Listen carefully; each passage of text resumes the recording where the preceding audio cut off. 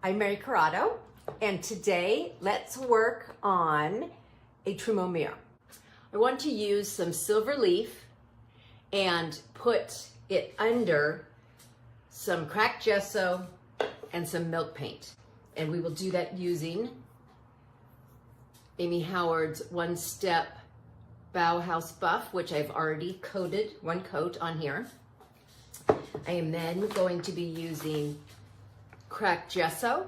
I will show you how to put that on, how to mix it, how to apply it. And then Toscana milk paint in Scandinavian gray. To get started, you want to paint one coat of your one-step paint. I did one coat of Bauhaus Buff. It's ready now to accept, believe it or not, we are going to be gilding. So I'm going to start to paint where I want to apply my silver leaf. Okay, this is the next step in this process, because what we do is we apply the silver leaf, and then when we apply everything on top, we wear it back so the silver leaf shows, but it's not super, super prominent. So let's give it a shot, see what we think, and let's just have fun playing with it. Okay, so for your silver leaf, you need gilding size, which is a white glue-like substance that you paint wherever you want your leaf to be applied. So let me scoot this down. Hopefully you can see this well. And what you do is you just paint it on. It's pretty simple. Just takes a little bit of time. Just be careful where you apply it. You will apply it where you want it. And the good thing about the gilding size, you will know where you have applied it because it dries shiny, which is great.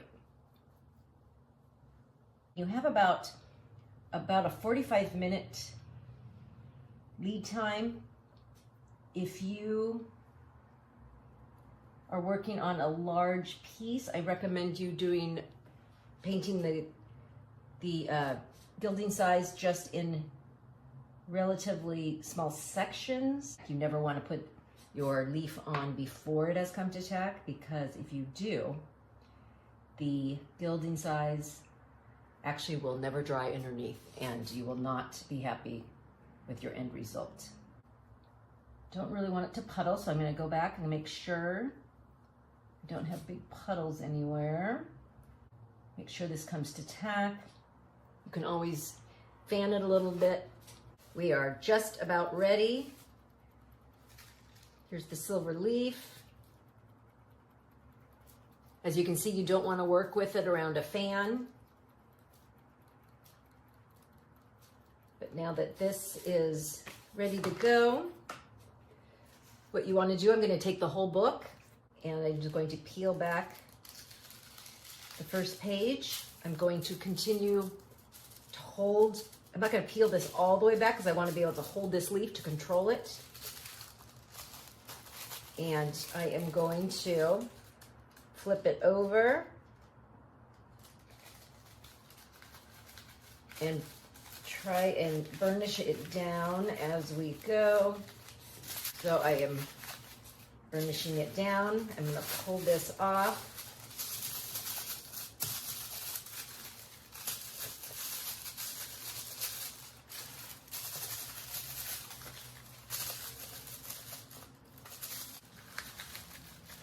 Press it down as best you can so you feel like you're getting into the grooves.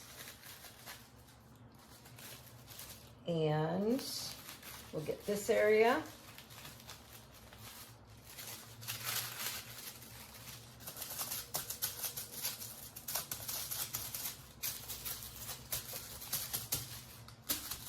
Let me brush this off.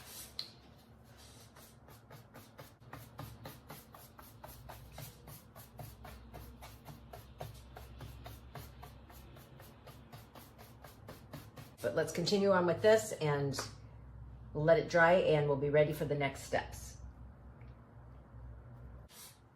Okay, it's time to work on the trim around the frame. Get all that scalloping.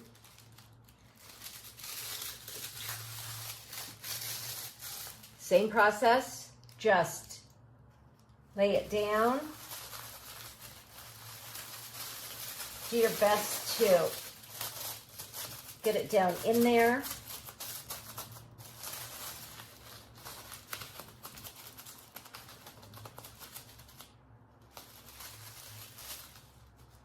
And lift up.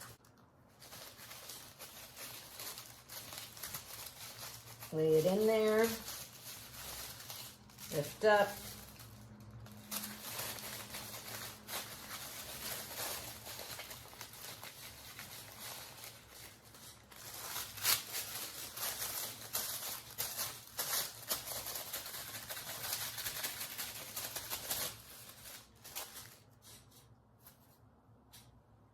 And just keep going. Okay, we've got our silver gilt on. I am going to clean off the excess and we'll move on to the next step. Okay, the Trumeau mirror now has all of its silver leaf everywhere that I want it.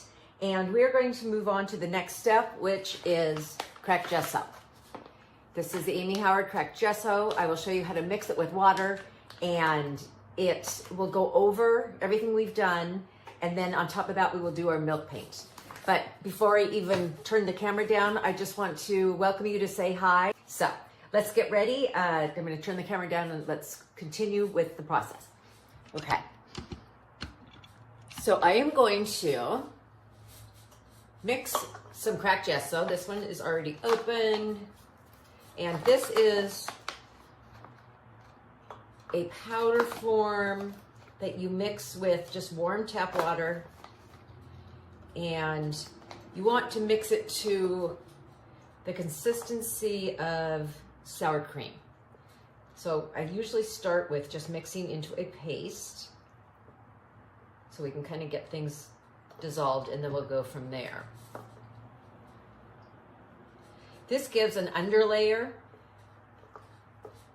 to your milk paint that creates a very fine crack. It also, when you antique back the milk paint, some of this shows through. It's just a more authentic way to use milk paint, and it gives a little more texture. So it's a very authentic, very old world finish. So let's get this stirred. I'm going to show you how to apply this with a seawool sponge. You can use a chip brush if you'd like, but sometimes you can also just use a seawool sponge, and that will just give you a slightly different texture, but it actually works great. And I'm just going to start applying with my sponge.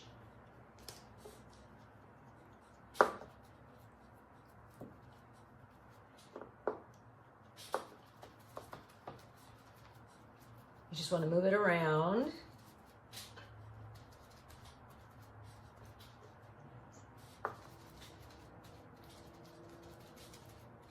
This will dry really white. It may not feel like it's thick when it's going on, but it really does dry very white. Just want to put it everywhere. If you want, you can get it a little more down into the deeper areas.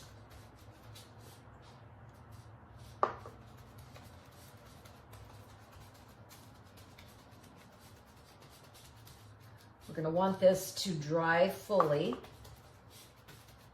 before we add our milk paint. And this does dry with a bit of texture, and it dries hard, so you will probably have to come back and give it a light sanding, not to wear it away, but just to take down the really high points.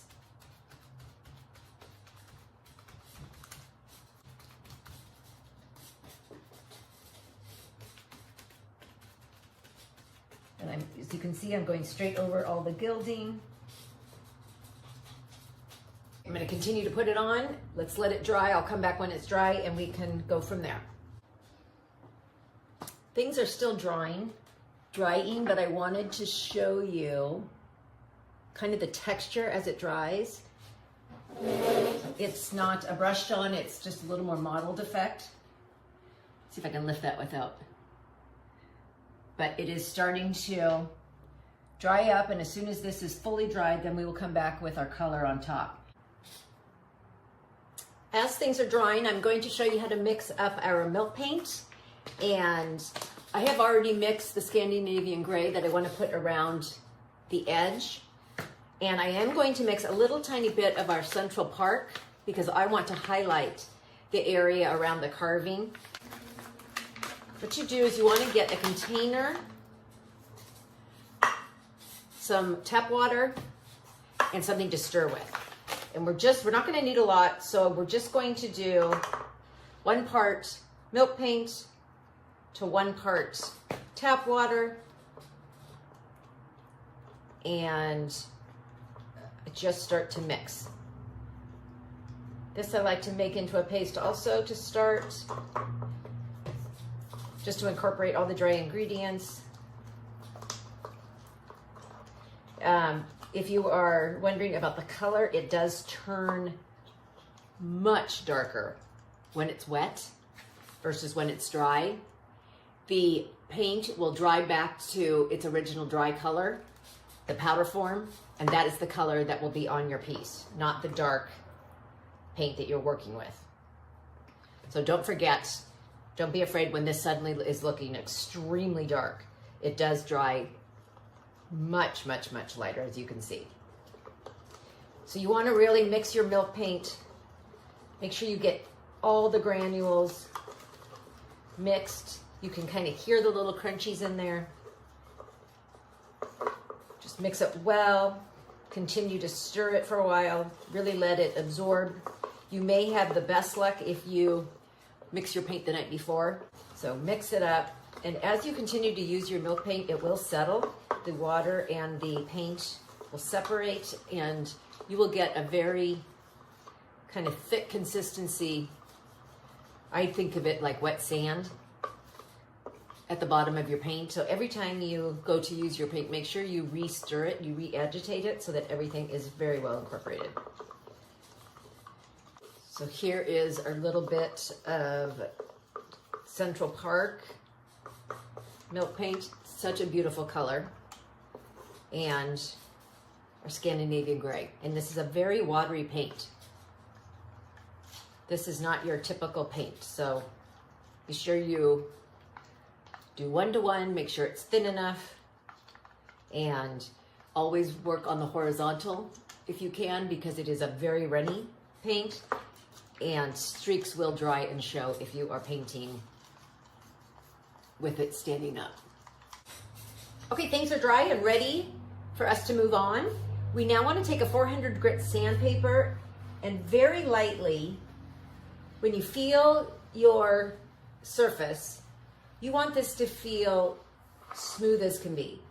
I mean, granted, it's going to have some texture, but you don't want it to have little sharp pokes, because if this were very old, this would have really worn down. Now, we don't want to take off the texture, but we want it to just not feel quite so rough. So just carefully use your 400 grit sandpaper and go over it. Just go over it everywhere. And use your hand to go back and feel it.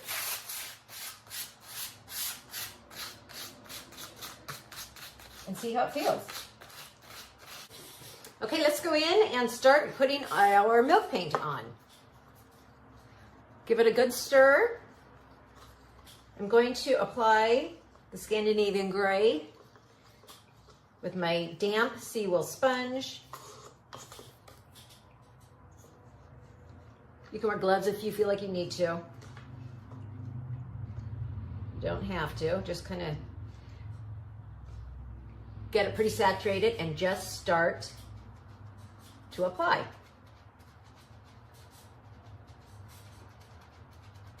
I'm going to apply this everywhere.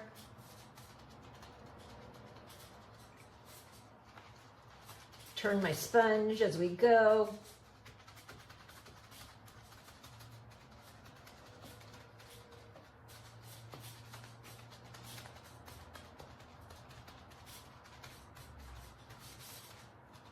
I'm going to try and avoid too many puddles.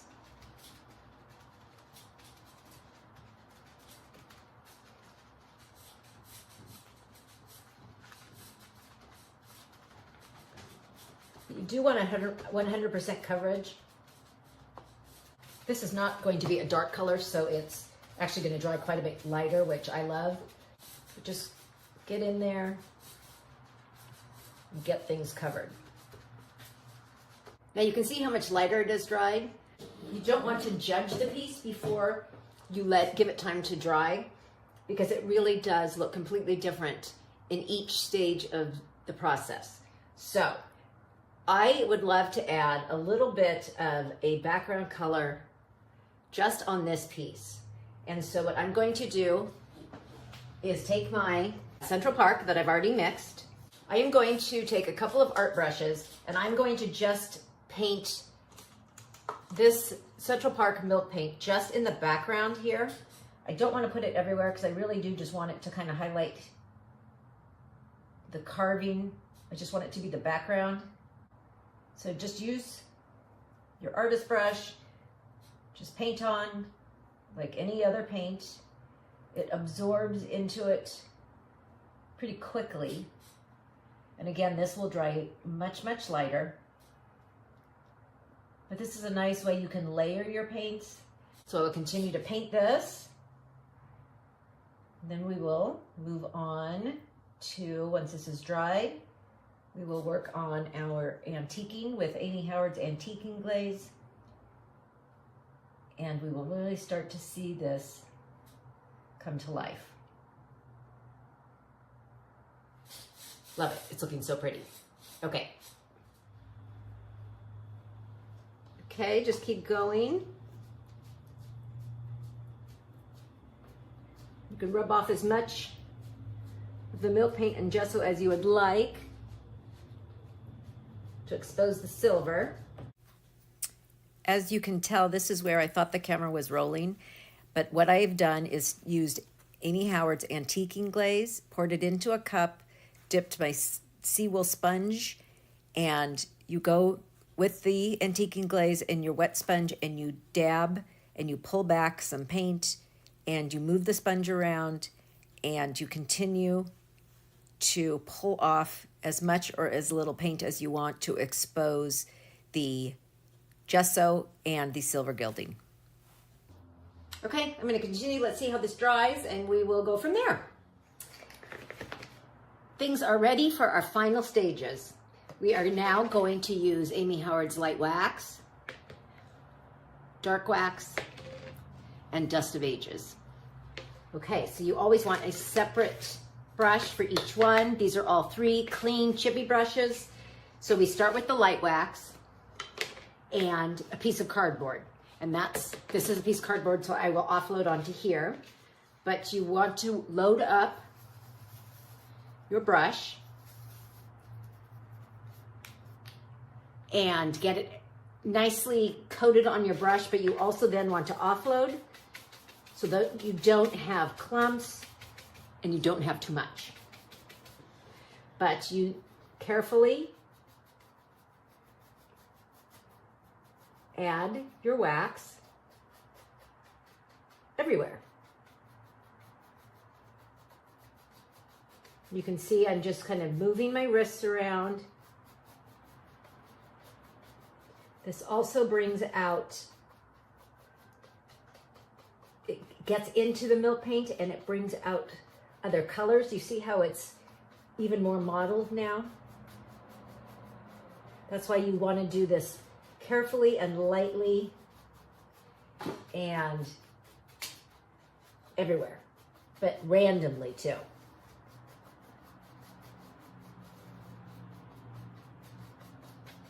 The light wax will protect the paint, and when we are done, we will buff it to a very soft, beautiful sheen. Now feel it on your piece. Don't overdo it. And what I want to do now is let this white wax come to tack. And then we will add our dark wax. I'm just going to do this part for now, for the sake of the video, so that you don't have to watch the whole thing. But we want this to come to tack. And by feeling it, it won't feel as greasy when it's to tack. Let's just get this fanned off a bit. And next we're going to add the dark wax, and the dark wax is to antique it a bit. It's not to be overused, but it's to add where it naturally would maybe get a little bit dirtier, kind of in the corners, a little bit of the highlights. It's just a light touch of dark. And you want about 20%, 10 to 20% of the dark wax on your piece. So this one you really want to start carefully. Go back and add more when you are, if you feel that it needs it. But it does add a lot. So if you use it, you will love it. Okay, let's see how this feels. It feels pretty good. Okay. With a clean brush, load up, offload,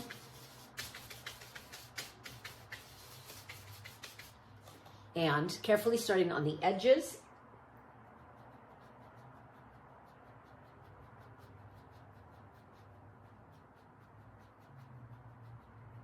add your wax.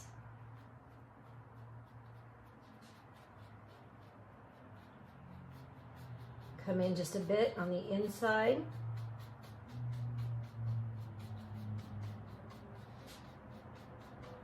But I'm getting the edges versus inside this scalloping or that kind of thing.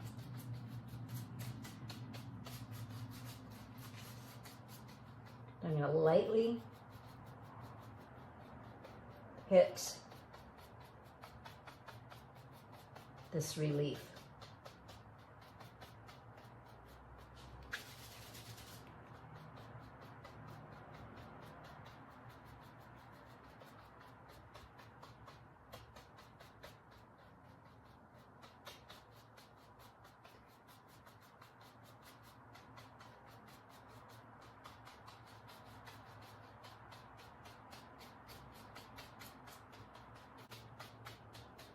Just going to hit a little tiny bit in the corners.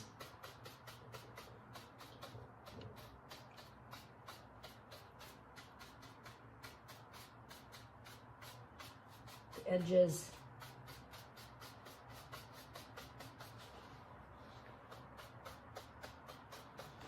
Okay, now we're going to let the dust do the final antiquing, and then I will try and hold this up as best I can to show you the finished product.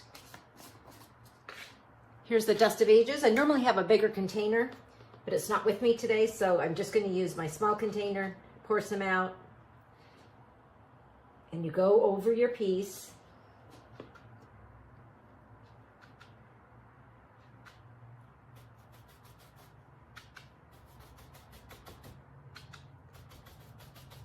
Kind of hit it generously in areas where dust would collect.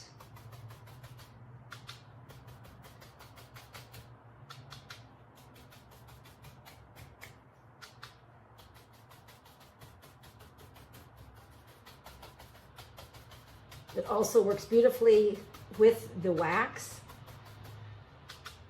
once you buff it.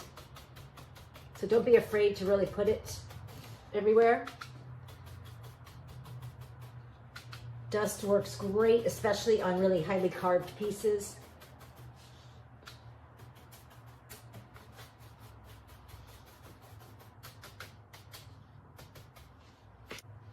We are now going to take a soft, clean, lint-free rag, and we are going to buff.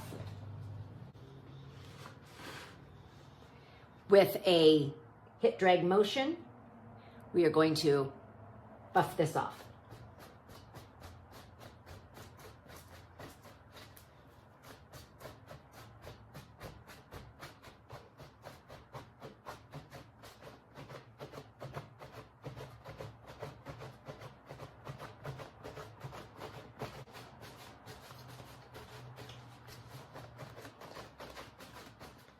This is always so beautiful in person.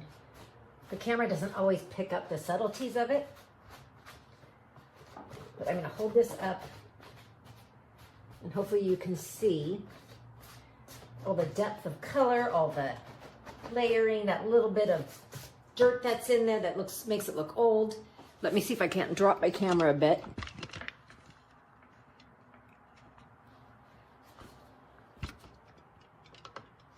There you go. I hope you can see that. So this is a process of applying your gilding underneath and then adding your layers of gesso and milk paint over the top, rubbing it back and exposing just those little hints of your metallic, which is super subtle and super beautiful. So once again, thank you so much for joining us. I hope you learned something today, or just hope it was a little refresh for you. If you have any questions, feel free to ask. We would love to hear from you, and we are happy to answer any questions or just say hi. So thanks so much, and we will see you next time. Bye-bye.